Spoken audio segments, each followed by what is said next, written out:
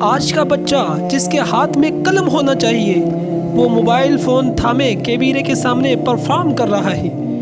جس کی آنکھوں میں علم، بصیرت اور خدمت کا خواب ہونا چاہیے اس کی نظریں لائکس، ویوز اور فالوورز پر جمی ہوئی ہیں۔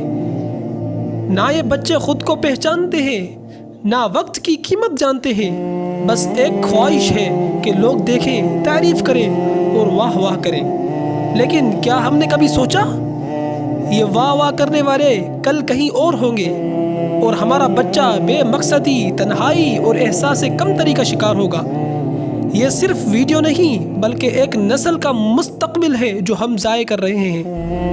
والدین، اساتذہ اور باشعور افراد کو اب خاموش نہیں بیٹھنا چاہیے۔ نوجوانوں کو محبت، رہنمائی اور شعور دینے کی ضرورت ہے۔ انہیں بتانا ہوگا کہ اصل کامیابی لائکس میں نہیں بلکہ اپنی صلاحیتوں کو انسانیت کے لیے استعمال کرنے میں ہے۔